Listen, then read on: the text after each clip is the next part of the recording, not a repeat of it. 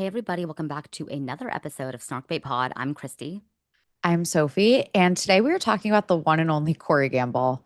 And shit gets dark. So everything we say is alleged. Just want to get that out of the way up top. We were talking about, obviously his relationship with Kris Jenner, the Blac Chyna lawsuit, some of his past endeavors, aka he has a restraining order against him, sugar baby allegations. There's a lot of alleged rumors and drama. So let's just get into it. And again, everything is alleged. Alleged, alleged, alleged. I'm very excited for you guys to listen to this one. Let's get into it.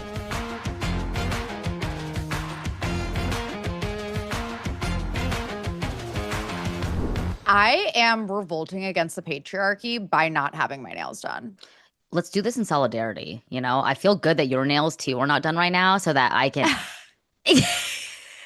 so that if you're watching on video, we did that like fist thing. We did a fest. Yeah. I can't even look at myself. Solidarity. Speaking of, well, I don't really know what I'm saying. Speaking Yeah, of, but there's nothing I to feel like speaking we're of. trying to make like a segue work, and it's like, what's the segue? There is no segue. We today are talking about Corey Gamble, and I'm not gonna lie, there's a lot of insane allegations in our notes here, and I want to speak about this in a way that doesn't get us sued, obviously. So everything as we speak is going to be alleged. We're going to be talking about like Corey Gamble's associations with the Kardashians, obviously, but also much darker than that, the Diddy ties, even like the Brittany Murphy of it all. I feel like all this is very intertwined with the dark side that is Hollywood. So take everything that we say with a grain of salt, but I'm really excited to get into this episode. Sophie, what are your thoughts on Mr. Gamble ahead of the episode? I know not a lot about him, but I feel like there is something nefarious. Like I get sugar baby vibes, and I know that he has a lot of Hollywood connections. Like he's kind of even prior to being with Kris Jenner has been like on the scene for a while, and I don't really know why. Like what does he do? Like what actually is his like job? Like I don't know much. So I know that there's something, I don't know, a little seedy going on there, I feel like. And that's by design. I think he intentionally does not want anyone, including the Kardashians and those closest to Kris Jenner, to know really his background or who he is. So let's dive right into it. Who is Corey Gamble? So he's originally from Atlanta. He turns 45 this year. He was born November 10th, 1980. He attended Westlake High School, not to be confused for the Westlake in Los Angeles. He graduated class of 1999 and went to study business marketing at Morehouse College.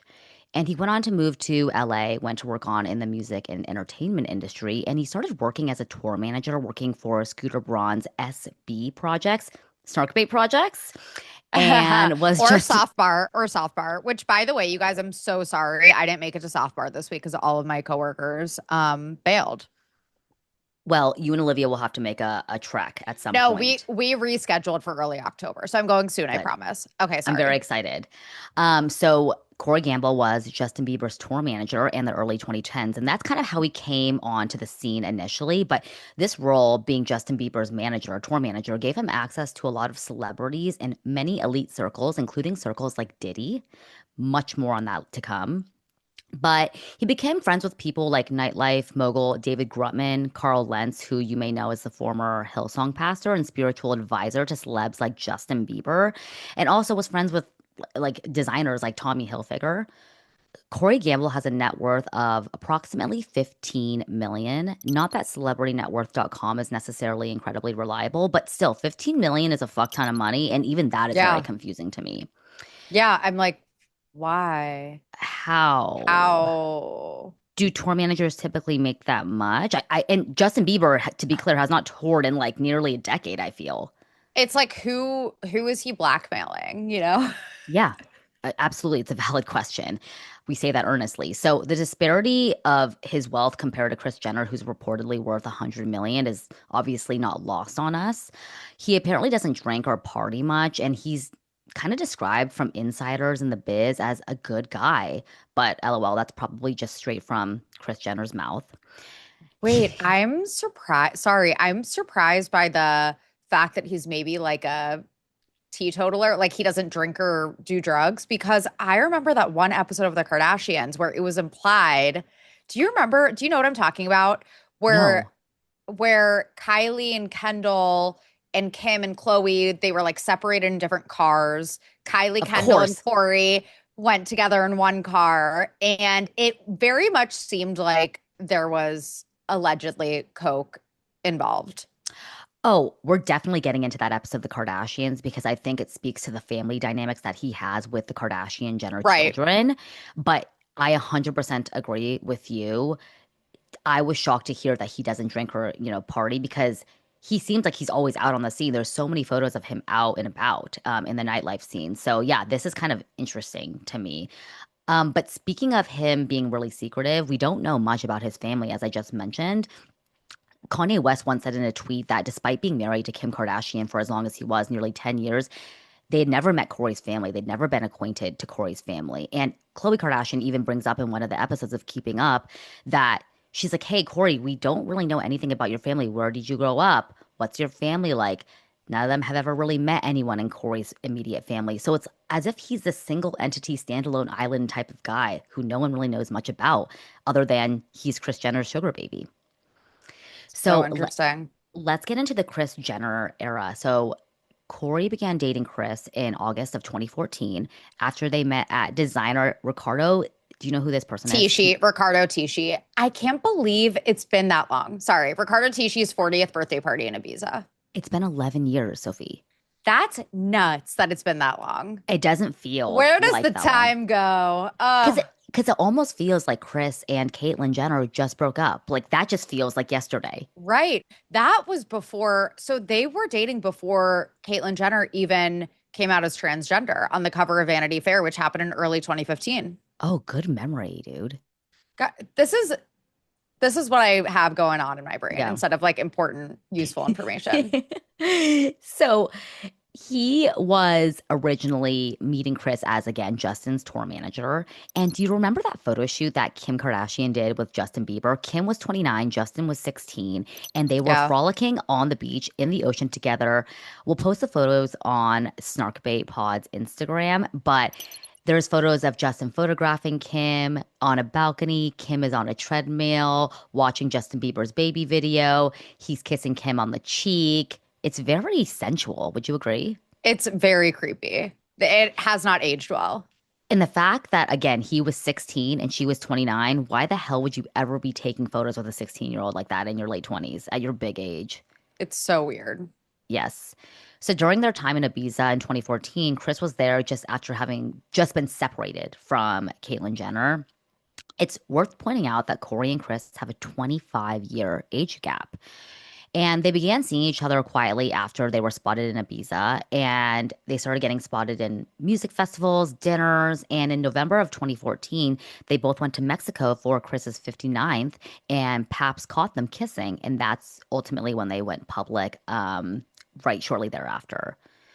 So in early 2015, he starts popping up in episodes of Keeping Up. And the girls, the Kardashians, had an issue with their 25-year age gap. They called it quote unquote creepy at first.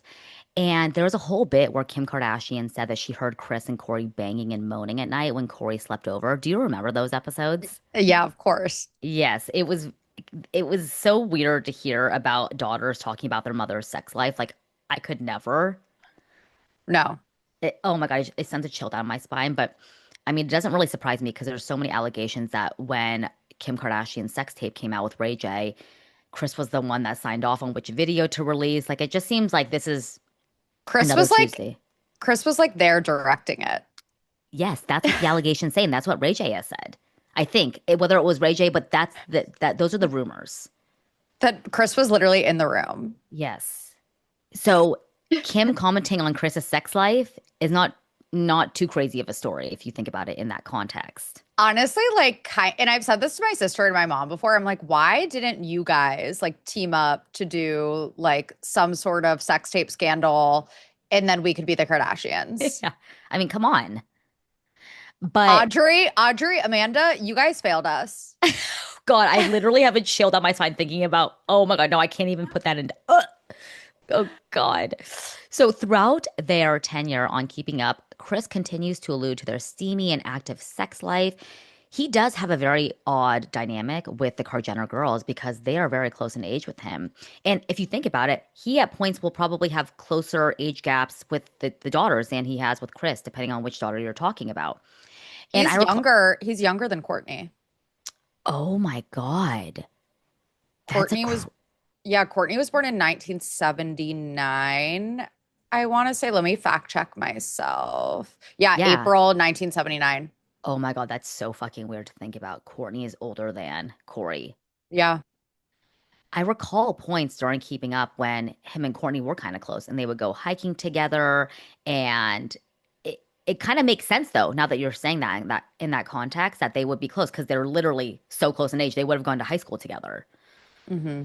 So Kris and Corey went IG official during a double date with Billy Ray Cyrus and Tish when they were together still. And from there on, they would go on a bunch of trips together. He was always her plus one, and now they've been dating nearly 10 years. On his 41st birthday, she wrote, quote, "You are the most amazing partner, best friend, confidant, travel aficionado, therapist, problem solver, and the best, most wonderful man to my kids and grandkids." And around 2021 to 2022, Corey moved into Kris's home in LA. And as recently as July 2022, he went to Michael Rubin's Hamptons party and posed with Jay-Z and Drake. So let's talk about the Blac Chyna lawsuit. Did you ever watch the show with Rob and Blac Chyna on E? Oh my God. I don't think I did, which is crazy because I watched all of the Kardashian spinoffs around this time. So I don't know why I never dabbled. Um, did you watch it? No, but I feel as if it had such a dark cloud over it because it had Yes. such a short Yes. stint. So it probably didn't get as Yes. much publicity because there was so much drama surrounding the show. Yeah, And exactly. interestingly enough, Cora Gamble was kind of inserted in a lot of the testimony that occurred thereafter. So if you guys don't remember, in 2022, Blac Chyna sued the Kardashians and Corey took the stand as a witness. And Blac Chyna accused the family of derailing her reality TV career. She alleged defamation and intentional reference with her contract at the E Network. Interference. Sorry. Yes, interference, yeah. Remember when Rob posted new pics of Angela slash Blac Chyna and was claiming that she was using drugs? Oh my God. Yeah. That was the incident that ultimately got her show with E canceled, and which subsequently led to her lawsuit, which she was saying like damages and loss in income because of this and because of this defamation that Rob put on her. And Corey testified about one of the incidences he witnessed in December of 2016 when Blac Chyna allegedly threw a chair at Rob's car during a fight that they were having. He had previously claimed Corey had previously claimed that he had seen Blac Chyna repeatedly attack Rob with her fists, but in the new testimony, he added that she actually attacked Rob with a metal rod or a cord. So China's attorneys questioned Corey as to why the details of his story kept changing, but either way, Corey said that Chyna definitely attacked Rob. And during his testimony, Corey told the jury that he drove around to the couple's house in the morning one day, and he said that upon arrival, Blac Chyna had something like a rod in her hand. He said that she dropped the object that was apparently 2 to 3 feet long when she saw Corey, grabbed a phone cord that was on the floor, and then whipped the cord at Rob. Corey said that when Chyna allegedly started to hit Rob, that's when he had to interfere and get between the two of them. Corey says that I was really scared and worried. Excuse me, I was really worried about Rob, and Rob looked very scared. Corey Gamble claimed that he saw red marks around Rob's neck area. His ears and neck were really red. And it just shows he's very intimately involved in family dynamics Hmm. and these domestic violence. Like he's just always showing up at literally the scene of a crime. Yeah. He's like always there during, you know, their darkest moments. Yes. And speaking of domestic violence, Corey has some domestic violence and restraining order claims made against him from his ex-girlfriend, Cherie Buchanan. So Cherie filed a restraining order against Corey in 2010. And this came to light when Kris started dating him 4 years later in 2014. And if you're unfamiliar with Cherie, like I was, she's a reality TV star and she was on Atlanta Exes, which was a show on VH1. And Cherie and Corey started dating for around 3 years prior to him dating Kris. And in the legal filing that Sheree put against Corey, she alleged him of stalking, harassment, being physically aggressive. She alleged that Corey would show up to her house unannounced and pop up randomly other places that she would frequently go to. She said that he would follow her to her car. It's low-key giving Colton Underwood. She said in a God. reporting, a documented reporting, quote, he followed me in my car, showed up at places that I'm at, calls my phone repeatedly, and texts me nonstop until I answer. He has grabbed me, left me bruises on my arms and legs. He has called OnStar to find out my vehicle location. And if you guys are unfamiliar with OnStar, it's kind of like a Life 360 before the vehicle. It's like a emergency system that provides features like automatic crash response, emergency responses, stolen vehicle assistance, etc. And she said that it got so bad that she had to change the locks in her home, but Corey managed to still get inside. That's terrifying. Terrifying. And she says she was even more freaked out because she claimed that he owned a handgun, which left her even more unsettled, reasonably so. And Cora Gamble was ordered by court to stay at least 100 yards away from her sons, Ray, who was 20, Balin, 16, and her daughter, Jade, who was 12. So not only did she feel he was a danger to herself, but also her three children. And of course, when the media was asking Kris for her comment on the allegations against Corey by Cherie, Kris was defending her man. She said that Cherie was just looking for her 15 minutes of fame and relevance. And then she said, Corey already told me about these allegations and I already knew about this incident before all these news sources started reporting on it. Oh Oh my God. God. And Cherie also warned Kris that Corey will do whatever it takes to get power and money. Corey, of course, said the allegations were untrue and that she resurrected the story only to make money from selling it to the tabloids. And the restraining order was temporary and it was later dismissed because both parties didn't show up for a follow-up court hearing. But in any case, the fact that a temporary restraining order was even granted in the first place shows that there's Mhm. some validity to these claims that Sheree was making, right? Oh, 100%. Like it reminds me of the Colton Underwood scam of him putting the tracking device on her car. And if you guys didn't catch it, we did a Colton Underwood episode. Sophie walked us through. It's super interesting because we go into the lengths at which Colton stalked and harassed Cassie, and she was granted a TRO because these claims were legitimate and she was genuinely scared for her safety at the time. And this just shows me like the courts aren't just giving temporary restraining orders left, right, and center to my understanding of the No. court system. There has to be true claims that they feel to be true. From my understanding of the court system, they're actually very hard to get Yeah. restraining orders, which is obviously very controversial because women that are stalked are often not believed by the court system. Yeah. They're shooed away. Like, sorry. Yeah, exactly, exactly. So for her to actually be granted one means that this is for sure true, allegedly. Yeah. So, Everything in this episode is alleged, by the way. yeah. And we're going to get into a lot of kind of, frankly, scary and unsettling allegations. So, again, alleged. But when Corey, his relationship with Kris Jenner, obviously, as Sophie mentioned up top, he's fighting a lot of speculation in the tabloids that he's using Kris for her money, quite frankly. And in 2014, an insider told Hollywood Life that Corey, quote, doesn't pay for anything. Kris is footing everything like a true boss and sugar mama, and she loves doing so. And remember in Kim's SNL monologue when she joked, but the one thing I'm really proud of is that no one could ever call me a gold digger. Honestly, I'm not sure how you even become one. So I asked my mom's boyfriend, Corey. That was actually so funny. That was so funny. I remember her SNL monologue was actually hilarious. Obviously, she Oh, didn't write it, but it was so fucking funny. Another source told people that their relationship is, quote, more business than romantic, and Kris is basically his sugar mama. So, you know what? I love that they're subverting gender norms, you know? no, low key, me too. I'm like, listen, Kris is such a powerhouse, has so much money Mhm. and wealth.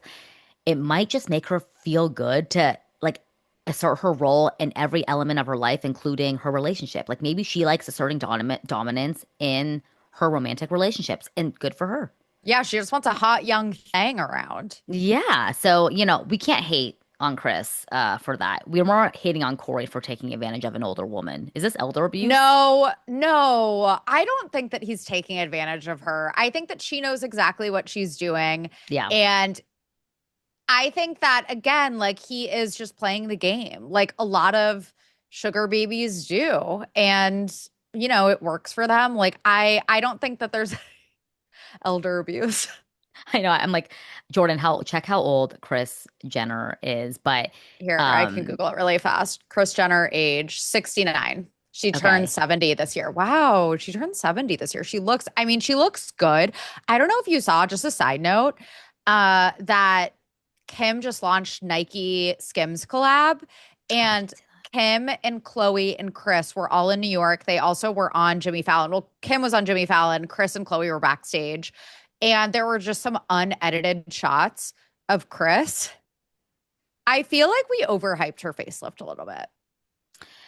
that. Yeah, everything that they post on social media and any kind of pap photos you see of them, you have to remember that the Kardashians are so intertwined with the paps that anything that's shown is typically signed off by them. That's how they Heavily, were. heavily filtered, Yes, heavily. and that's how they were able to attain so much popularity and fame was because they were kind of the first of their kind to lean into the paparazzi and use the paps Yeah. equally. Like it was a mutually beneficial relationship. So anything you see of Kris that's on pap photos, you have to take with a grain of salt. But I love that Nike or whatever released some on airbrushed photos or video footage that shows her real face. Because It's, sometimes I feel like shit watching their stuff. I'm like, why doesn't my skin look like that? oh, how they don't have the labial folds, whatever it's called. Every time I look at their photos and they don't have these lines. Yeah, the Um, um the marionette lines. yeah, I'm like, No, I wait, know. aren't marionette lines are these? I'm talking about the ones that are literally just normal lines that you have. Yeah. Na- the nasal, let me look up what they're called. Nasolabial. Nasolabial folds. They do Yeah. not have them in their airbrush pictures. And so that like super, super, super airbrush face tuned, it's not even face tuned. Like they are using like fucking apps that we can't afford. And hiring people to edit their photos. But that picture of her facelift that everyone's like, oh my God, she looks 12. And it's like, yeah, because they blurred out every single pore. And then you see an actual photo of her and she looks her age. Yeah, I posted a video of Kylie on the red carpet to our Snark Bait group chat, and her skin looked so textured and normal. And also could have been the lighting too, but it just feels so good when you see unairbrushed video footage of them because on Yeah. the Kardashians on Hulu, it's so airbrushed. The lens is, it's like a Paris filter 24/7. So just take everything Yeah. you guys see from the Kardashians with a grain of salt because it's not necessarily portraying real life. But speaking of the Kardashians, they have a few documented clashes that Corey has had with the girls, the Kar Jenner clan. So in 2019, if you remember, Corey was arguing with Kourtney and Scott about disciplining their kids, particularly Penelope. And the storyline goes that Penelope scratched her nanny, and Corey told Court and Scott at dinner that if Penelope had ever scratched him, he would give her a whooping on the bum. And Scott exploded at Corey and yelled at him. He's like, "What did you just say? You're gonna whip my child?" And Corey's like, "Yes, I would. That's absolutely what I would do." And Kourtney is infuriated as well as Scott. And Kourtney tells Kris and Corey at the dinner table that Corey would never be allowed alone with her children. And viewers and critics went after Corey on social media after this episode of The Kardashians aired. And Corey later kind of apologized and said what he said was wrong and wouldn't actually harm Penelope. And that's just how he was raised. But it was kind of one of those rare moments, along with the Kendall and Kylie car fight, that we see of Corey really butting heads with the girls. What did you make of this, by the way, when Corey said, "I'm going to whoop her ass"? I mean, that's not his place. It just isn't. Like, I also know that everyone has different parenting styles. And often, grandparents of grandkids will be like, this isn't how we raised our kids. We actually discipline them because a very popular millennial or modern, or even I know Courtney is Gen X. Um, and it's funny actually because Courtney and Corey are basically the same age. So there really isn't a generational difference there. Yeah. But a very popular millennial parenting style is like gentle parenting that is very, not a ton of discipline. And like that's how it works for some people. And then grandparents are like, back in my day, we Yeah. spanked them. Yeah. So it's just like a generational difference. But then again, like Corey is the same age as Courtney. That's actually a very good point because we can't even blame it on generational, yeah, Yeah. the ways in which people are raised because they are the same age, basically. In 2020, there was a crazy fight, one of the craziest fights I think we've ever seen, besides Courtney and Kim getting into it at Chloe's house. My baby is sleeping. Um, in 2020, there was a fight with Kendall and Kylie, and Corey got into the middle of it. They originally were all the entire Jenner clan plus Corey were in Palm Springs, I think at Chris's house. And Kendall Hmm. and Kylie already had some pre-existing tension earlier that night because they were fighting over which clothes, who was going to wear which clothes. And Kendall was pissed because she was promised that she was going to get to wear this outfit that one of the older sisters put together, but Kylie ended up wearing it instead. And they later go on to dinner, and it's clear that all like half of the party wants to go out to the club to like another drag show, I think. And Kendall wanted to head back home to Hmm. the city. And Kendall and Kylie are in the car with Corey. Kendall wants to go home and she asks Kylie, "Can your driver take me home?" And Kylie said, "I never said I would take you back home to Calabasas from Palm Springs." And that's when an argument started to ensue. And we don't actually see the argument. We see the other car, which includes the older sisters plus Kris, Hmm. getting a phone call from Kendall. And you can hear them berating one another. And you can hear Corey in the background. And you hear Kylie screaming, "Kendall, shut up. No one promised to take you home. Why would I drive you over the hill?" And then you hear Kendall telling her, screaming, "Oh my God, why would you jab your heel into my neck?" And Kylie said, "That's because you slapped me first." And Kendall is clearly very distraught on this phone call. And she's calling, I think, Chloe, and she's saying that Kendall claimed that Corey had told her to get into another car. And when she refused, he said, "Fuck you." And this was crazy. I rewatched this clip on TikTok ahead of this Hmm. episode. Watching it back a couple of years later, Corey was so out of line. Kendall fucking Yeah. sucks. Don't get me wrong. Like, I can't stand her, and I heard she's probably the rudest out of all the sisters. Um, Corey was out of line for using profanity against Kendall. That was Oh, for completely, sure. I would be literally traumatized if that were me, if I were Kendall. Like, I did not like what I was seeing at all. Oh, for sure. He was definitely out of line. And this is what I was referring to at the top of the episode when I said that there was allegedly like drugs involved this night. That Kendall was tired, wanted to go home. Meanwhile, Kylie and Corey were dabbling in drugs and wanted to, stay out and had more energy. And clearly there was some aggression happening with the whole group. And yeah, it's just I'm also curious, what is over the hill? Every time I watch this clip, I'm like, what hill are they referring to? Because they're talking about going from Palm Springs to Calabasas. I know it's not that important, but I keep wondering this. Yeah, it's when you go to Palm Springs, you have to go through kind of this like hilly, deserty type of area when it's just like there's Oh, no ounce of civilization until you cross the hill. So that, but it's oh, far. I mean, Palm Springs to LA is not close. So I get why yeah, Kylie was like, what the heck? No. yeah, But in any case, it doesn't warrant the kind of reaction that Corey particularly. I'm not even going to talk about Kylie mhm, because sisters fight, and me and my sister have gotten into explosion of arguments. Like this is yeah, what sisters do. It's out of line for your mother's boyfriend or significant other or whatever to get in the middle. Like that is completely out of line. And yeah, later in the episode, Corey attempted to extend an olive branch to Kendall in the form of NBA tickets. And this is when I knew I'm like, this is Corey is now doubling down on him being fucked up. So Corey asks Kendall, "Oh, here's some NBA tickets. I'm sorry for what happened." But the conversation swiftly descended into another argument between himself and Kendall after he refused to apologize to Kendall. And Kendall said Corey should have been the adult in that situation in Palm Springs, that he should not have said "fuck you" to her. And they start arguing. And on the phone, it's filmed on Keeping Up. Corey says, "Let me tell you one thing. Kendall, you've been a rude person for years. You're an asshole when you feel like it. You get riled up for no reason." And Kendall goes, "Wait, what did you call me now?" And he goes, "No, no, no, no, no. Kendall, I'm about to tell you the truth about how you are. You don't apologize for nothing. You get into one thing. Now you got something to run and harp on." Like he's now telling Kendall she's again out of line. To talk to your significant other's children like that, Kendall, I think at this point was like, whatever, mid 20s, doesn't matter how old she is. She could be a 45-year-old woman. You do not talk to anyone's child like that. yeah, not okay. I was, oh my God, this made me so uncomfortable, genuinely. Yeah, absolutely. So Kanye has had a lot of allegations about Corey Gamble, being that he was so close to the family because he was married to Kim. So in February of 2022, Kanye becomes estranged from Kim, and Corey goes on this rant on IG, as he often does. And he implied that the family doesn't want Corey around. And it's a lot of gibberish, but he basically says God has a plan to remove the godless Corey. needed to never be here anyway. And I think he's a nice person, not a great person, a nice person who used to be around Puff's family. This is when the Diddy allegations started to come around, by Mm-hmm. the way.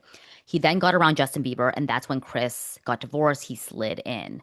And Kanye is saying some pretty crazy allegations against Corey. He says that Corey has some connection to DuPont or some organization in that pedigree, which has its own scandals. So, DuPont, if you guys are curious, is an American national, multinational chemical company first formed in 1802 by a French American chemist and industrialist. I'm not even going to try to say his name because it's very confusing and very French, but the company played a major role in the development of the US state of Delaware and first arose as a major supplier of gunpowder. The company knowingly poisoned West Virginia's water supply with toxic chemicals, and they settled in a class action lawsuit for 671 million in 2017. But What?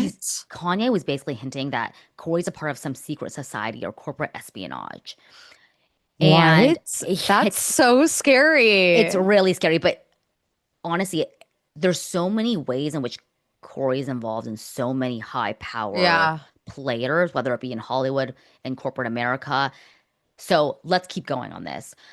The sisters on Keeping Up discussed a text that Kanye West had sent to Corey on the show, questioning again, why does the family not know anything about Corey's upbringing or his family? So Kim says, quote, Kanye texts Corey something along the lines of, look, we don't know you. We've never met any of your family members. Of course, we've all felt that way and thought that. But for Kanye to just so bluntly say that to him, I feel like that was the wrong choice to make at that time. And Chloe kind of nods to this and she goes, Kanye's delivery wasn't great, but the essence of what he said is true. Corey does tend to be pretty secretive, and that does have me pretty guarded. And Chloe went on to say he isn't receptive to really opening up to the family. And there's a clip on Keeping Up when Chloe's asking him so many questions, and they're in the car, and she's like, let's play 20 questions, Corey. Where'd you grow up? He's like, Atlanta, Georgia. What do you do for a living? And he just says, quote, pretty much I make shit happen in the music industry. You That's know what quite that vague. you know what that reminds me of? I can't remember. Did you watch The White Lotus this past season? Of course. You know how Walter Goggins' character, like when he's asked what he does for a living, he goes, this and that. Yeah, some of this, some of that. Yes, that is exactly what it gives me as well. When people want to keep you at arm's length and want you to stay, they want you close, but not too close to where you can start asking even more questions. That's what Corey Gamble is absolutely giving. The rumors about Corey Gamble being part of some higher power, higher level of influence doesn't stop because he basically is has allegations of being a Hollywood fixer. So online, people have theories that Corey's a fixer slash handler that was planted in the Kardashian circle, and he's not even in a real relationship with Kris. And people also think he was at one point a fixer for Bieber's team and other celebrities. So is he paid to be there? And I did a little bit of digging. The idea of a Hollywood fixer is actually not outside the realm of possibility. There has been an instance whereby a man named by the name of Anthony Pellicano, who, if you guys have not watched the Netflix series, it's called Sin Eater, The Crimes of Anthony Pellicano. It's on Netflix. It gives you a real view of the lengths Hollywood would go to protect their biggest cash cows, obviously the Kardashians. And if you're unfamiliar with Anthony Pellicano, he was hired as a high profile Hollywood fixer. And his clients included several prominent people like Chris Rock, Courtney Love, Tom Cruise, Kevin Costner. By the way, this guy could be his whole other episode, probably behind a paywall, but on Patreon, patreon.com/snarkbaitpod, we do episodes every Wednesday if you're curious. But in 1992, Anthony Pellicano was hired by Bill Clinton's 1992 presidential campaign to discredit a woman named Jennifer Flowers after she claimed to have an affair with Bill Clinton. Anthony was later hired to investigate Monica Lewinsky after her affair with Clinton. In 1993, Anthony was hired by Michael Jackson to investigate the family who accused Michael Jackson of child molestation. And despite being paid a $2 million fee and a Mercedes for his work, he would later drop Jackson as a client, saying, quote, I quit because I found out some truths. He did something far worse to young boys than molest them. Anthony Pellicano was also charged with receiving unlawfully accessed confidential records on celebrities and public figures from members of the LAPD and Beverly Hills police departments. For example, prosecutors alleged that Pellicano tapped the phones of Sylvester Stallone. So, with Wow. all these things about Anthony Pellicano that just happened recently in like the last 20 years, it's not that far off base that Corey too would handle all the hiring, firing, management of the Kardashian brand. And that he, perhaps people think that he may have had an even heavier role after Kim's Paris incident. Once all that unraveled, Uh-huh. maybe to protect the family, he had an even heavier role. And that was just 2 years into his relationship with Kris, by the way. I totally believe the idea that they would have a fixer. Like I completely believe that. And also if you told me that Kris Jenner murdered multiple people or that Corey murdered multiple people on behalf of Kris, like I would believe you. Oh, I mean, look what happened with Diddy. We know that Diddy has killed people. People have come forward and said the LAPD was in on it. They came Yeah. through and Diddy paid them off. I mean, Diddy, for God's sake, he went to court in the 90s for shooting someone at a club and came off scot-free. And everyone forgets about it. That Jennifer Lopez was the one that brought the gun into the club. This is all reported, by the way. He put some Yeah. guy into jail for a crime that Diddy himself committed. It's rumored that Diddy's behind the death of Tupac. Like, all this stuff has legs to it when things like Epstein and Diddy come out, when you realize, holy shit, the people that held the most power were part of everything all along. So I think it's not outside the realm of possibility that Corey is playing a very heavy hand in the elite of Hollywood, that is the Kardashians. Absolutely. And interestingly enough, Ariana Grande apparently said at one point, I couldn't find this interview. This is just what I came upon on Reddit, so take this with a grain of salt. But I guess in an interview that is circulated in 2014, Ariana Grande says that Corey Gamble was the head of crisis management in her PR team between the years of 2013 to 2014, and he essentially would help stop private leaks that would tarnish someone's reputation. Wow. So let's talk about his intertwinement with Diddy, Corey's intertwinement with Diddy. So there's been a lot of unsubstantiated claims that he's maybe like a cousin of Diddy. But again, Corey's secrecy around his background and family gives more conspiracy theorists ammunition that this could very well be a viable theory. Amidst Diddy's allegations and sexual assault claims in 2023, conspiracy theories arose about Corey being connected to Diddy's disgusting behavior. And Spencer Pratt, who doesn't give a fuck what he says online, he went on Heather McDonald's podcast that Corey, quote, fled the country after Diddy's home was raided by federal agents in a sex trafficking investigation. He said, quote, on the podcast, the new conspiracy on TikTok is, which I'm sure it'll end this week, but is that Kris fled the country and she has not been around since Diddy's house was raided. Supposedly, her and Corey are on these tapes. This is all alleged. It's what TikTok is saying. Again, Wow. I don't think that's impossible at I all. don't, yeah, I don't think that's out of the realm of possibility. Nope. People even cite, Corey's been to Diddy's parties, but like so has everyone in Yeah. Hollywood. Yeah. What is really bizarre is that in December 2020, Corey thanked Diddy in a tribute post to Kim Porter following her death. It is written, Happy birthday, Kim Porter. I will always continue to thank you for all you and Diddy did for my life. Dot, dot, dot. More love with a heart and the dove emojis, which is weird. Like, okay, so you're Yeah. very familiar with Kim Porter. So clearly, if you were very familiar with Kim Porter, you are very familiar with Diddy. Yeah. And we discussed the fact that Kim Porter's death was very mysterious, I guess. Like she officially died of pneumonia, Yes. but the odds of her dying of pneumonia and then also Brittany Murphy dying of pneumonia, both very young, both the significant others or ex significant other in Ashton Kutcher's case of two best friends, Diddy and Ashton Kutcher, the odds of both of them dying that young of pneumonia is very, very, very, very, very slim. Right. We cover basically adjacent to what we're talking about here on the Brittany Murphy episode on Patreon. And it literally ran a chill down my spine researching all this, saying, oh my God, the amount of parallels between the Diddy, the Ashton, the Brittany, the Kim, the Corey, like all of it is intertwined in some way. The Kanye, the Brittany, and we'll get into this in just a second. So Crazy. let's talk about Corey and his relationship with perhaps Britney Spears. This is something that blew my mind. Do you know what I'm about to talk about, Sophie? Yes, I do actually. Okay. So there's rumors that Corey has made millions off of Britney Spears. Again, all alleged, everything I'm saying. So what do we know for sure? Britney's former business management firm that you guys are all probably pretty familiar at this point is called TriStar Sports and Entertainment Group, and it's led by a woman named Lou Taylor, who is heavily scrutinized during the conservatorship saga of Britney Spears. And if you're familiar at all with the Free Britney movement, everyone, the girls, the gays, the theys, fucking hate Lou Taylor, reasonably so, because people say that she's kind of the reason why Britney became the way she is. She's the reason why she was in a conservatorship for as long as she was. But interestingly enough, TriStar previously had the Kardashians and Jenners as clients. And Britney's lawyer, Matthew Rosengart, claimed that TriStar's celebrity client list included members of the Kardashian family and Travis Scott. And they were built off the back of Britney Spears. His quote, he said, as they were built off the back of Britney Spears as TriStar wasn't thriving financially until Taylor took full control over Britney's estate.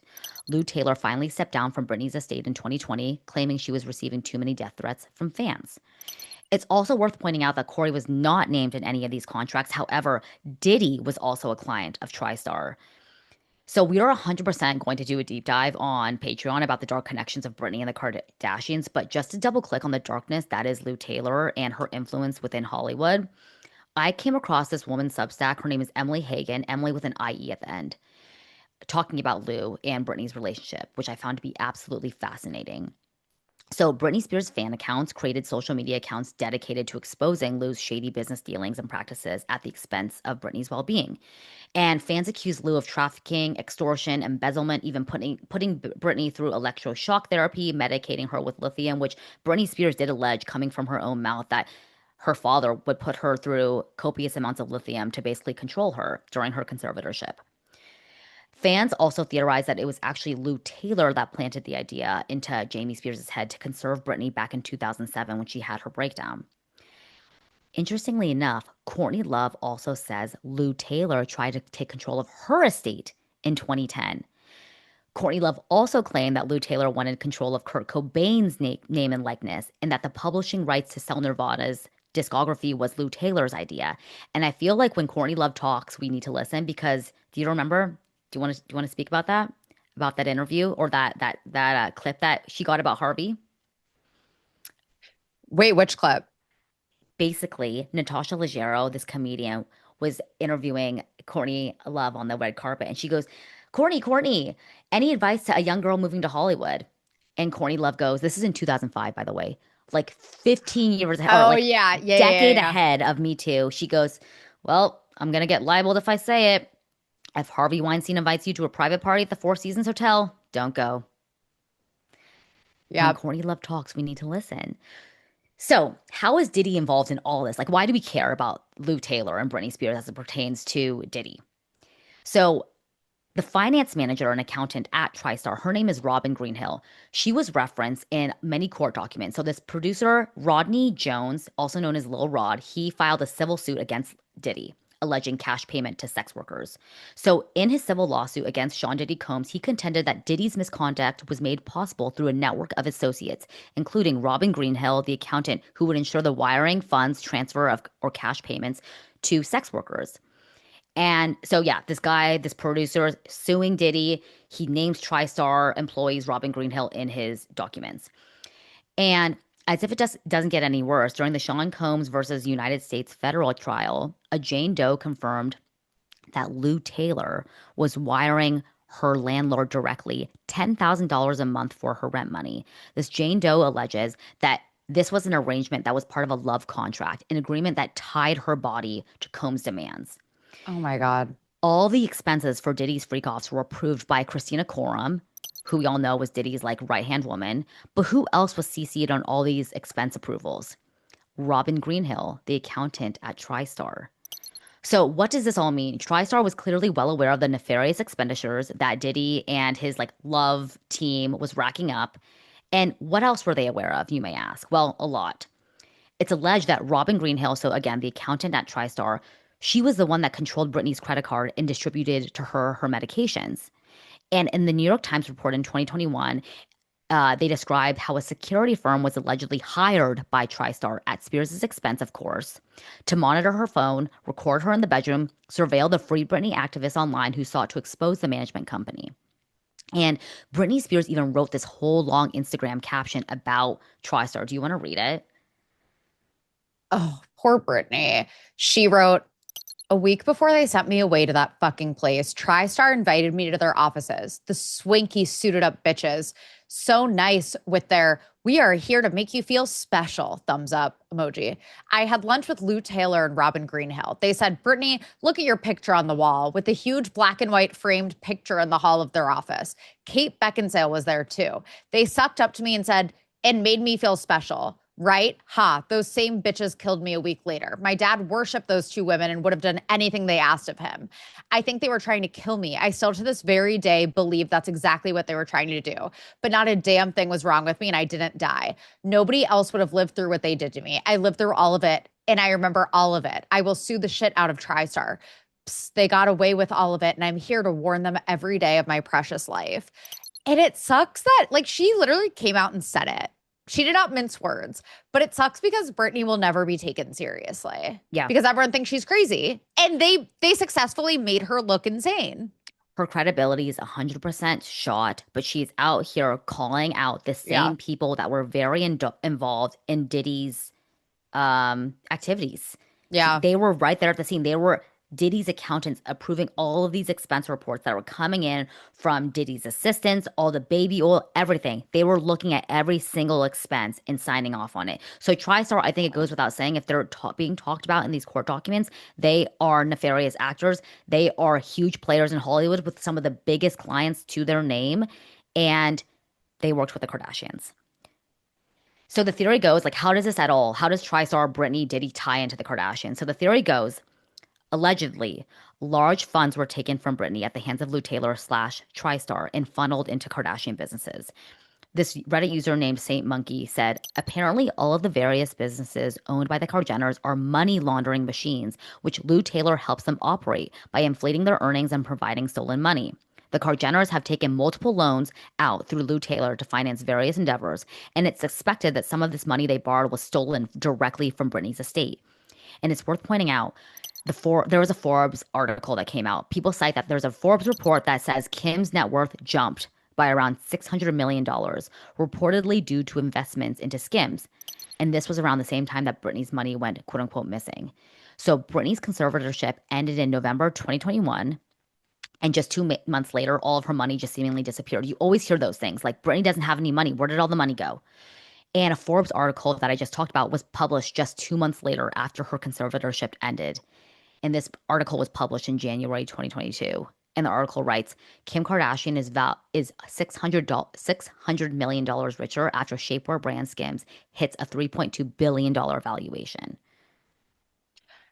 I cannot tell you how much this infuriates me. I really need like in a hard hitting investigative journalist to uncover this and like I'm sure that people have tried to uncover this information and have been paid off by the fixer, Corey Gamble. Like this is just insane to me. And I think, how many times is this going to happen in Hollywood where the most powerful people are getting away for this? Not only years, decades, Diddy was doing this. Again, he was literally on trial in the 90s for shooting someone. Thankfully, this victim lived, but he had the most influence thereafter. He was bigger than ever after, in fact, after Yeah. that attempted murder. Like, how many times are we going to have to learn when the Jeffrey Epsteins or the Diddys come out and we're just supposed to ignore the key players that are a part of this, like, ring?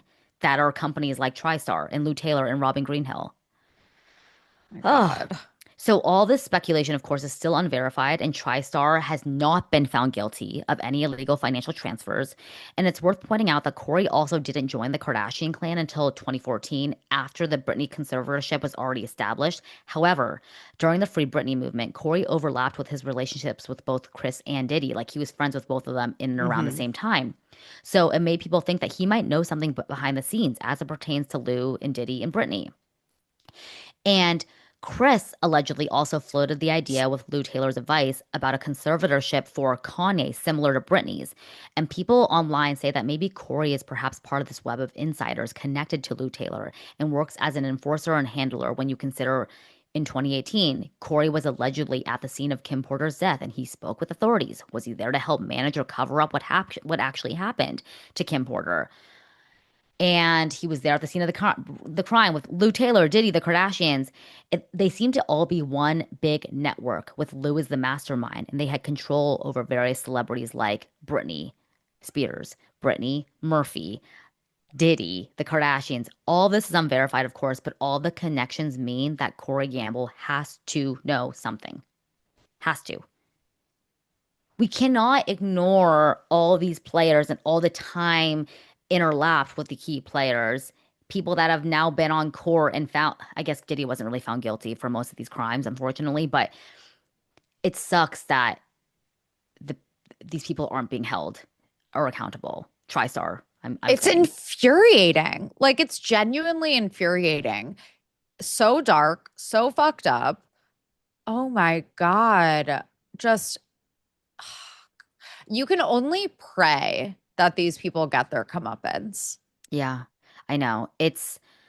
I feel like there's so much more we can cover. We're obviously out of time, but I think that there is more to the Britney, Diddy, TriStar, Corey than we're just scratching the surface. But Oh, absolutely. I'm curious what you guys have to say about all this. I know it's a lot. I know it's really dark-sided.